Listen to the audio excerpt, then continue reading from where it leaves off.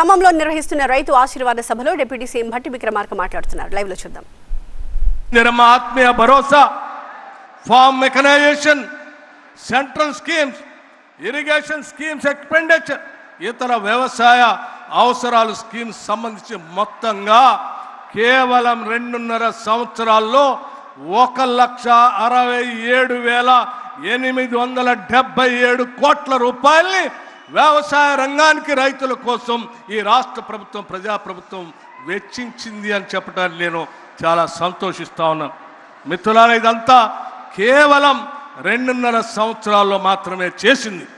అంతేకాదు, మీ అందరికీ తెలియాల్సిన మరొక విషయం, చాలామంది పెద్ద మనుషులు కాంగ్రెస్ వస్తే కరెంట్ ఉండదని మాట్లాడారు. నేను వాళ్ళందరూ చాలా స్పష్టంగా చెప్పాను, కాంగ్రెస్ అంటేనే కరెంటు, కరెంట్ అంటేనే కాంగ్రెస్, ఉచిత కరెంటు పేటెంట్ కాంగ్రెస్ పార్టీ అనే సంగతి చెప్పాం. ఉచిత కరెంటుని సంవత్సరానికి రైతాంగ సోదరుల కోసం 14,000 కోట్ల రూపాయలు మీరు వాడుకునేటువంటి పంప్ సెట్లు సంబంధించిన బిల్లుల్ని రాష్ట్ర ఆర్థిక శాఖ నుంచి నేరుగా కరెంటు శాఖకు కడతా ఉన్నాం.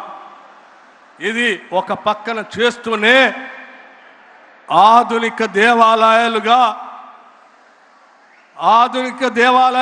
ఆనాటి తొలి ప్రధాని పండిట్ జవహర్లాల్ నెహ్రూ గారు ఈ దేశ ప్రధానిగా ఆలోచన చేశారు.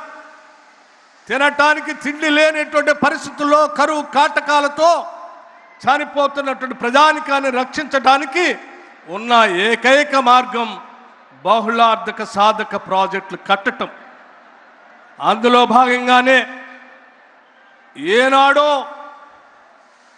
1955 10వ తారీఖు డిసెంబర్ 1955 నాడు ప్రధాని జవహర్లాల్ నెహ్రూ గారు వేసినటువంటి పునాది నందికొండ దగ్గర ఒక తట్టలో ఇంత మట్టి మోసుకొని ప్రధానిగా ఆ నందికొండ దగ్గర పునాదులేస్తే